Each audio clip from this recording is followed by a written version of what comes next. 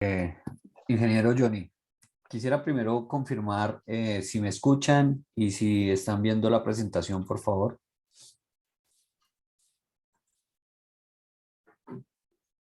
Ahí sí se ve, mi estimado doctor. y me están escuchando. Correcto, correcto. Ok. Bueno, muchas gracias. Digamos que desde el área de Colombia eh, estamos de acuerdo con la vía que propone el ingeniero Javier, José Javier. Qué mejor introducción al tema de los pavimentos porosos con lo que nos acaba de mencionar en su exposición y esa reflexión a la que nos lleva en pensar qué debemos hacer con la ingeniería y cómo ponerla en práctica. Para el caso particular, les voy a hablar de, digamos, de un caso de estudio que se hizo para el análisis y comportamiento de los pavimentos porosos como una solución en sistemas de drenaje urbano sostenible. Mi currículum ya lo presentó el ingeniero Johnny y quiero empezar con esta diapositiva. Regálame un segundo, voy a sacar el apuntador.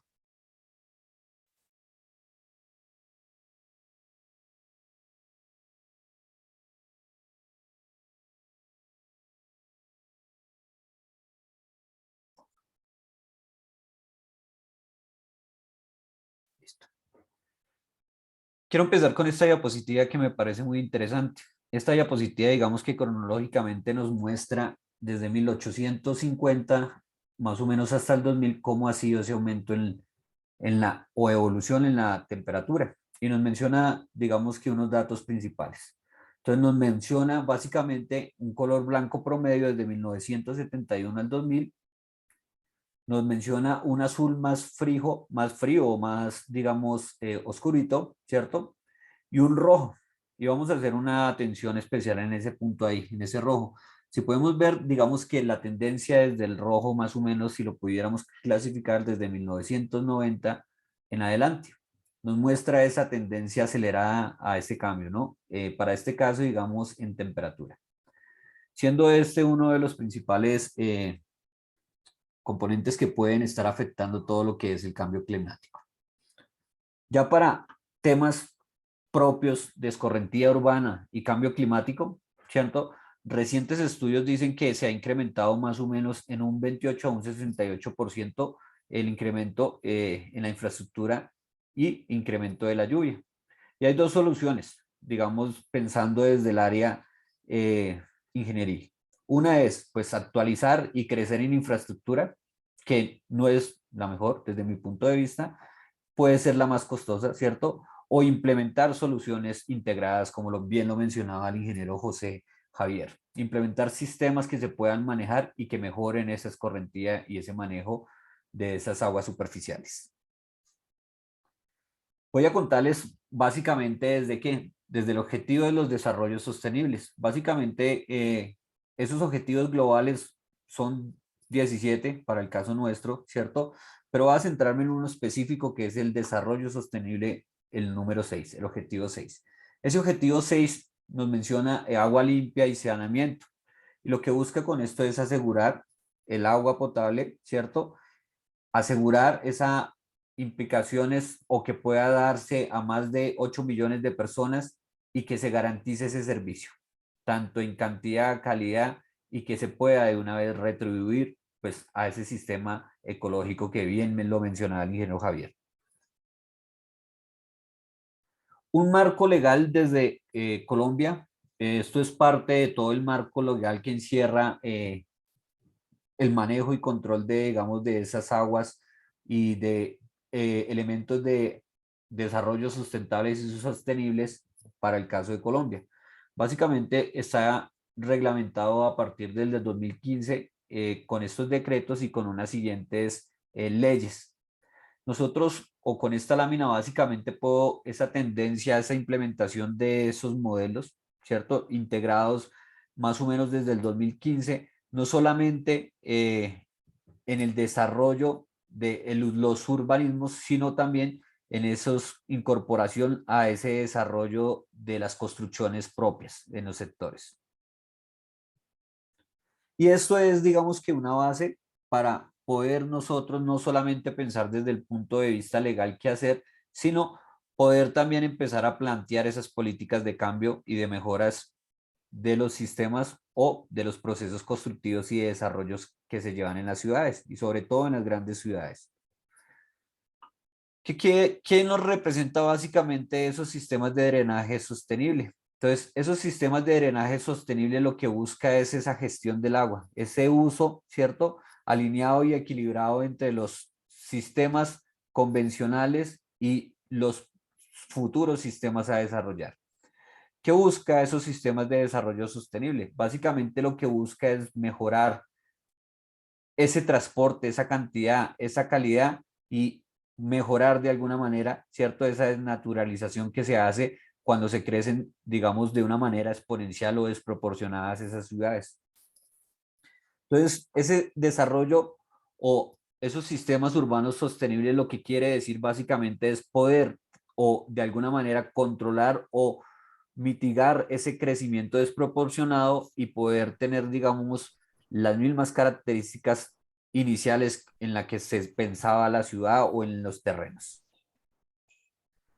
En esta lámina quiero mostrarle cómo se parte esa Bastante desnaturalización. interesante. ¿Sí? ¿Alguien tiene preguntas? Perfecto. Listo, gracias. Entonces, en esta lámina quiero mostrar a manera de ejemplo cómo desde los urbanismos y dentro de esa planeación se genera esa desnaturalización de esos suelos, específicamente al pasar de esas zonas que eran muy permeables o buenas, con buenas permeabilidades, a zonas que se van a convertir en zonas impermeables, con consecuencias de tener que transportar grandes corrientes superficiales. Un ejemplo muy reciente para el caso de Bogotá es esa desnaturalización del suelo. Podemos ver que en esos eventos extremos de precipitación, eh, esa pavimentación o esa volver poco impermeables esas zonas ha convertido a que se conviertan en grandes ríos superficiales, como lo vemos acá en estas fotos recientes tomadas. ¿Cuáles son los efectos de la urbanización y ese crecimiento desproporcionado a nivel de desarrollos sustentables o desarrollos de urbanos, desarrollos de zonas urbanas sustentables? Entonces dice, lo que nos dice es ese aumento de la capacidad de la escorrentía superficial y menor infiltración del suelo, un aumento en los volúmenes del agua suministrada a la red de drenaje, diseños, ¿cierto? O daños en la calidad de agua, aumento en la erosión, en la escorrentía de aguas y daños en la ecología de la cuenca, y digamos que esos problemas de controles de inundación a nivel urbano, dados por el aumento de los tiempos de tránsito de las escorrentías en ocurrencias de eventos extremos, como bien lo podemos observar en la foto anterior. ¿Qué quiere decir todo esto? Esta diapositiva me gusta mucho. Básicamente nos representa esa condición en la que se encontraban los sectores urbanos, ¿cierto? Y una condición ya desarrollada. Si nos fijamos básicamente qué nos permitía en esa condición natural, nos decía que permitía esas infiltraciones hasta de un 50%. Una vez se hace un desarrollo urbano no integrado, ¿cierto? Por alguna de las metodologías, lo que nos dice es que esa infiltración pasa a ser en proporción en un 15%. ¿Qué quiere decir esto? No es que se pierda el agua, no es que se pierda el ciclo hidrológico, solamente que esa capacidad que no le estamos recargando a los acuíferos o que no estamos llevando a esos corrientes van a estar transportándose superficialmente, generando fenómenos como pueden ser las inundaciones urbanas, básicamente. ¿Y en qué se traduce esto en caudales? Básicamente. Entonces, este diagrama nos muestra ese comportamiento de esa lámina. Nos dice, en condiciones normales de la naturaleza propia en la que tengamos el sector, nos dice, mire, esas curvas tienden a ser un poco más anchas y menos altas. Cuando yo urbanizo de una manera exponencial o de una manera no controlada o no integrada con los mismos sistemas, lo que nos dicen es esos caudales o esos picos de caudales tienden a ser muy altos, mayores, y a tener grandes cantidades de agua o escorrentías en menores tiempos. ¿Cómo podemos llegar a eso? Buscando una relación entre desarrollo y la misma composición o la misma naturaleza en la que se encontraba el suelo antes de ser desarrollado. Aquí vemos un ejemplo práctico. Esto es en la ciudad de Cali, Bogotá. De pronto para los que conocen, está muy cerca ya de Ecuador y Perú. Y vemos ese análisis dependiendo de la zona, cómo la precipitación, esas intensidades multianuales, cómo esa caracterización de esa lluvia nos permite evaluar esos picos. Para este caso, el color azul nos muestra postdesarrollo y esos picos color rojo, si de pronto lo están observando, nos muestra antes del desarrollo del urbanismo.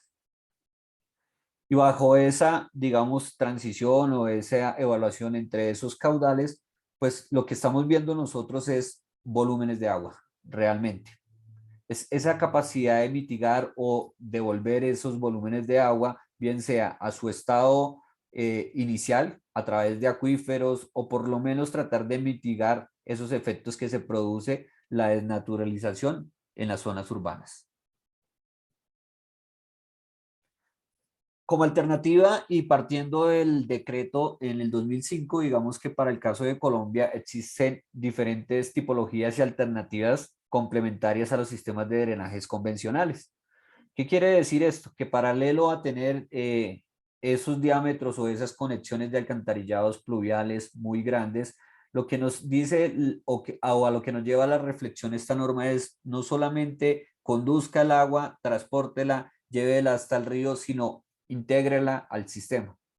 Es decir, que pueda recargarse o pueda estar en esos tratamientos en situ sin necesidad de llevar y transportar nomás el flujo. Algunos de los ejemplos que nos recomienda, digamos, esa norma o esos decretos para el caso de Colombia son los que les voy a presentar acá. Me voy a concentrar en 4, pero nos habla de esos procesos físicos que se pueden llevar con esas diferentes tipologías. Nos habla de cunetas verdes, nos habla de zonas de biorretención, humedales artificiales, pondajes húmedos, tanques de almacenamiento, cuencas de infiltración, pavimentos porosos, que es en el tema que vamos a hablar. Nos habla de sumideros, filtros de arena, zanjas de infiltración, drenajes filtrantes, alcorques, cuencas secas de drenajes extendidos. Y a manera de ejemplo y teórico nos dice esos procesos físicos y químicos que se pueden dar en esa interacción entre cada una de esas tipologías. Entonces voy a hablarles de 5 tipologías y me voy a centrar un poco en lo que son los pavimentos porosos. Entonces, cuando nos habla de esas cunetas verdes, básicamente lo que nos dice es que las cunetas verdes corresponden a esos canales longitudinales vegetados de sección triangular o trapezoidal con una pendiente lateral baja, ¿cierto? Que nos alivie un poco esos caudales o ese tránsito y que también nos ayude, dependiendo si son zonas que se permite la infiltración, pues nos ayude a esas recargas o esa infiltración de los sistemas. Aquí a manera de ejemplo vemos una sección de esos tipos de cunetas verdes. Dentro de esas tipologías también vamos a ver esas zonas de biorretención, donde se consideran esas zonas de biorretención básicamente son esas áreas o jardines con capacidad de almacenar temporalmente la escorrentía, ¿cierto? O incluso si el terreno lo permite, generar infiltraciones. Vemos acá esos esquemas de biorretenedores, no solamente con vegetación propia de la región, sino con gravas que ayudan el mejoramiento de esa calidad de agua y esos procesos de infiltración. La foto que les muestro en este costado es un proyecto desarrollado a través de el control y manejo de escorrentía superficial. Para el caso de Colombia, este proyecto está ubicado en Montería. Hace parte del desarrollo de un plan parcial urbano y lo que se quiso integrar fue ese desarrollo de esas más o menos el plan parcial son de 177 hectáreas y lo que se hizo fue integrar ese desarrollo urbano con la vegetación propia que se tenía y a través de controles de biorretención manejar todo lo que era la escorrentía superficial.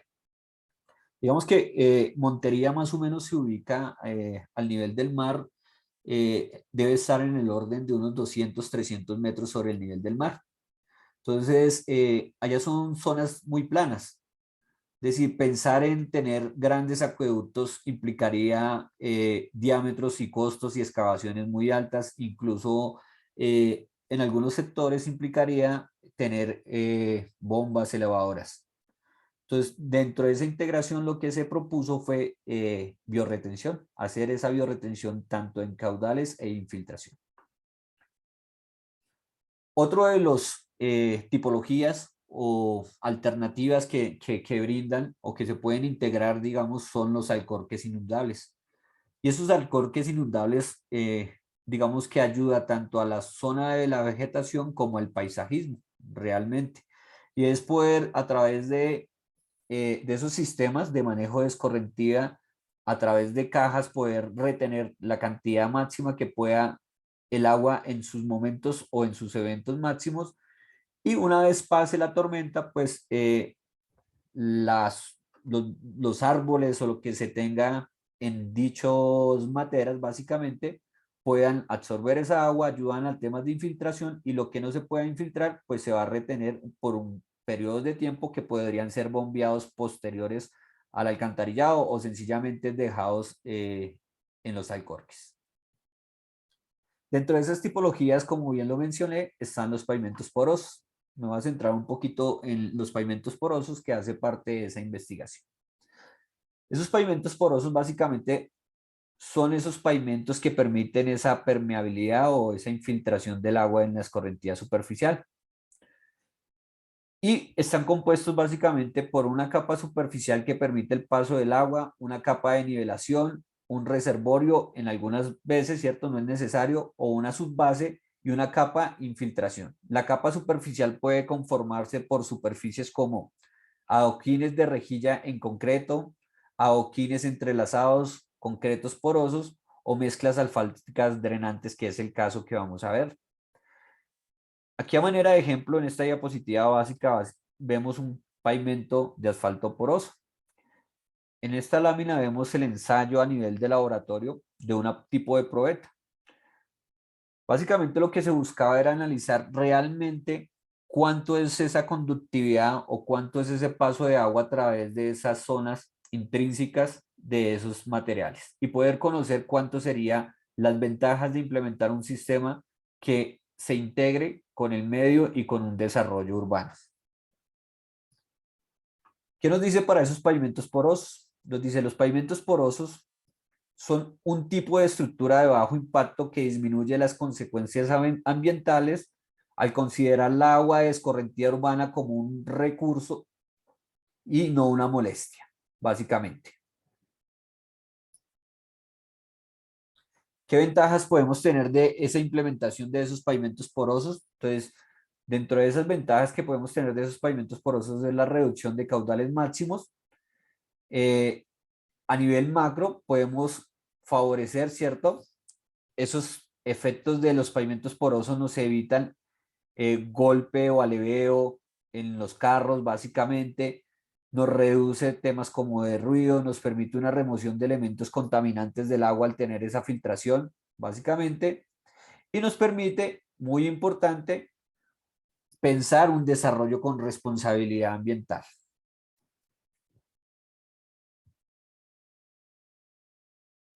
Pero ¿qué son esas mezclas asfálticas drenantes? Entonces, esas mezclas asfálticas drenantes, para el caso, van a depender básicamente de unas características del material como tal, van a depender de los agregados, de los asfaltos y va a depender de esa cantidad de agua que permita a ese material infiltrar o pasar a través de sus poros o sus superficie intrínseca. ¿Qué se recomienda cuando usted está hablando de pavimentos porosos? Se recomienda que ese asfalto modificado tenga un porcentaje de vacíos por encima del 20%. Normalmente cuando hablamos de una mezcla densa, esos porcentajes son muy pequeños, porque lo que se busca de esa mezcla densa en caliente es que genere la mayor resistencia al tráfico. Para este caso, lo que se hicieron fue ensayar muestras de briquetas en laboratorio con diferentes porcentajes de asfalto y para una sola granulometría con diferentes porcentajes de asfalto. Y de esas muestras lo que busqué básicamente era conocer cuál era la muestra que me represente tanto mecánico e hidráulicamente el mejor comportamiento. Voy a hablarles un poco de esa metodología de ensayo y esos resultados. Aquí les muestro cómo se clasificó esa curva granulométrica de ese material. Es una curva, digamos que una curva abierta, bien homogénea, en forma de S, teniendo en cuenta pues las características, pero lo importante de esa curva era que predominara, digamos, los materiales gruesos para poder, digamos, garantizar esa infiltración. Se hicieron diferentes ensayos, el ensayo de resistencia o el ensayos físicos para poder garantizar también ese tráfico, esa eh, resistencia, esa fluidez que puedan tener al paso de los vehículos o incluso en vías peatonales. Y el ensayo escogido para esta metodología fue el diseño de Cantabro. Es un método INVIAS, es un instituto básicamente que rige aquí todos los diseños de pavimentos y lo que se hizo fue seguir esa metodología de diseño del ensayo de Cantabro.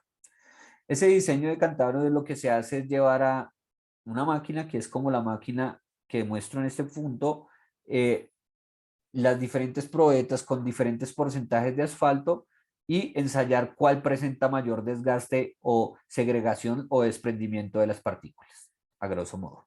¿Listo? Se hicieron diferentes ensayos en esas mezclas, ensayos de TCR, de tensión, ensayos de RTT, ensayos de módulo de temperaturas para medir cómo es esa deformación de la probeta, ensayos de fluidez, como el que vemos acá, en función de los porcentajes de asfalto. Y una vez definido esos diferentes briquetas, esos diferentes ensayos mecánicos, pues entramos a hacer el análisis desde la parte hidráulica. Cómo se va a comportar esas briquetas para esos ensayos. No aparece acá, pero les quiero mencionar que se ensayaron más de 100 muestras con diferentes porcentajes de asfaltos que iban desde 3 hasta 5.5% en relación al volumen de los agregados que teníamos. ¿Qué nos dice básicamente? Nos dice, esas mezclas drenantes, la idea fundamental es evacuar las aguas lluvias, ¿cierto? Y drenarlas, bien sea hacia el fondo, hacia una subbase o hacia una combinación de elementos de diferentes elementos de drenaje sostenible.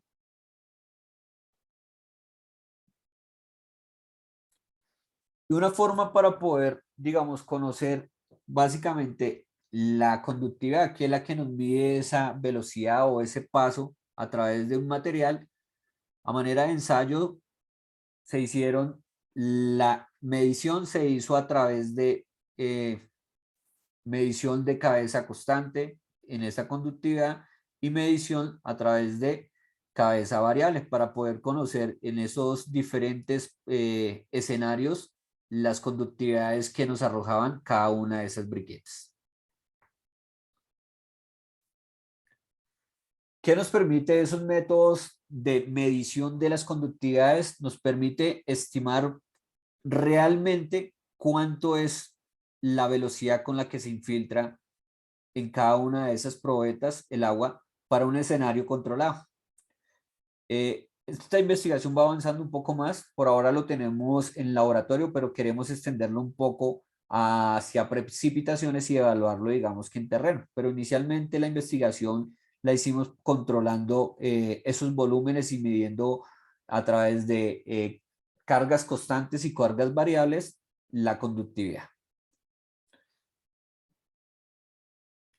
Ya ahí existen varias fórmulas que nos permiten estimar las conductividades. Entonces, una vez conocida esa conductividad para cada una de las muestras y para cada uno de los porcentajes de asfalto, lo que se buscó fue correlacionar esas mediciones en laboratorio con los diferentes métodos de estimación directos para el cálculo de esa conductividad y así poder evaluar cuánto en relación es el porcentaje de infiltración para estas briquetas ensayadas.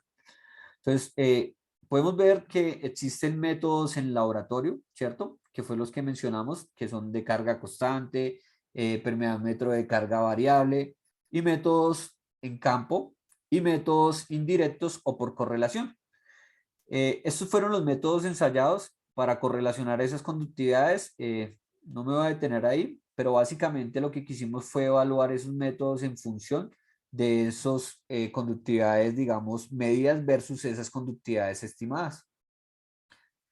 Para poder garantizar que estos métodos funcionaran, ¿cierto? Y que fuera correcto la medición, lo primero que hicimos fue garantizar que se cumpliera el flujo de cada uno a través de esas briquetas estuviera en un flujo laminar.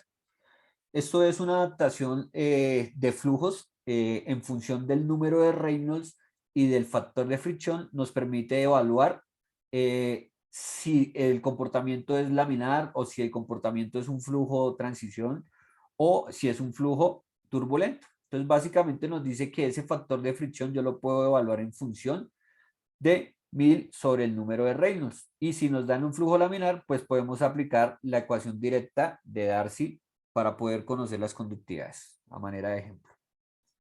Estos son algunos resultados en función de las conductividades estimadas versus las conductividades calculadas, mostrando que el mejor comportamiento, como lo podemos ver acá en esa ecuación, es la ecuación de Fage-Head, que nos permite conductividades más o menos en el orden, para este caso, nos estaban dando conductividades entre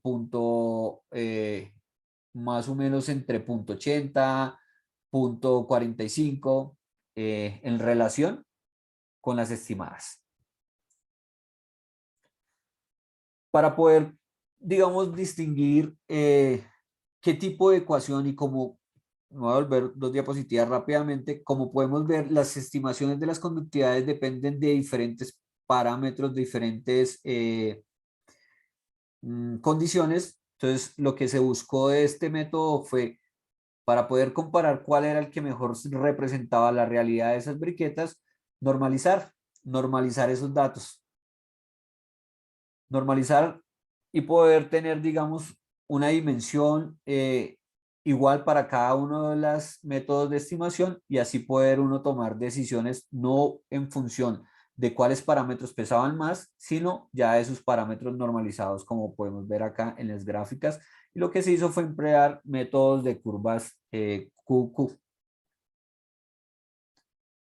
Un poquito más allá, entonces, lo que se hizo fue a través de las metodologías de calibración bayesiana, poder encontrar, como ya tenemos esos datos conocidos nosotros, poder conocer esa relación o esas correlaciones o errores que podrían existir entre la estimación y la verificación de esas conductividades. Lo que se hizo fue, a través de metodología bayesiana, poder encontrar cuál es el mejor comportamiento y la ecuación que nos representaba mejor las conductividades medias versus las conductividades estimadas. Algunos de esos ejemplos hechos, ¿cierto? Medidos a través de esas mediciones bayesianas para una serie de interacciones, básicamente para este ejemplo, voy a hablar de 3.950 interacciones medidas, nos arrojó para cada uno de los métodos diferentes, digamos, condiciones y desviaciones. El método, como les mencioné, el método que más se acercaba era el método de Fage-Head y nos mostraba que para esas interacciones nos presentaba, digamos, que un valor más normal del comportamiento de esas conductividades. Y una vez hechos esos análisis de esos datos, pues podemos concluir de esos porcentajes y esas características del mejor ligante que nos representa las condiciones mecánicas y las condiciones hidráulicas del comportamiento de la conductividad hidráulica en medios porosos. Entonces, a manera de conclusiones, ¿qué tenemos de este análisis, de esta presentación? El porcentaje de asfalto entre el 4 y el 4.5 presentan el mejor comportamiento mecánico. ¿Qué quiere decir? Que nos garantiza esa capa de rodadura, esos esfuerzos, esa fluidez para poder aplicarlo en diferentes zonas. El porcentaje de asfalto entre el 4 y el 4.5% representa el mejor comportamiento de flujo de agua a través de medios porosos. Y se encontró, una vez hechas las correlaciones y medidas, que esas conductividades para ese tipo de porcentajes de asfalto estaban entre 0.10 centímetros sobre segundo y 0.14 centímetros sobre segundo. Básicamente lo que nos permitió concluir es que comparándolo con mezclas asfálticas normales o convencionales, vamos a tener un 23% en infiltración o en conducción de aguas a través de estas mezclas. Estos son algunos de los escenarios que nos muestra acá las características químicas también que puede generar, no solamente a nivel mecánico, sino a nivel químico, la implementación de sistemas SUD con pavimentos porosos. Y a manera de ejemplo, esa implementación en diferentes zonas grandes como zonas de parqueadero, estacionamientos, incluso vehiculares o zonas peatonales con la implementación de esos pavimentos porosos.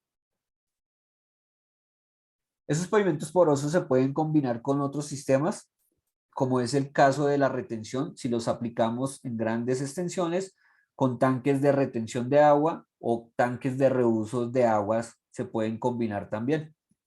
Y aquí es una reflexión que se ha venido implementando, digamos, en el desarrollo de algunos proyectos a nivel urbano, una vez pues evaluadas esas ventajas que tiene la implementación e integración de esos pavimentos porosos. Entonces, nos dice que esos sistemas de drenaje sostenibles, ¿cierto? Nos permiten mejorar en la calidad de agua, en los manejos de los volúmenes.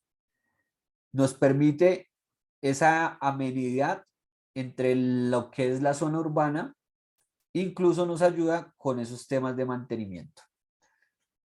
Algunos ejemplos donde aquí es unos renders de los proyectos en los cuales se ha permitido implementar pavimentos porosos a nivel Colombia.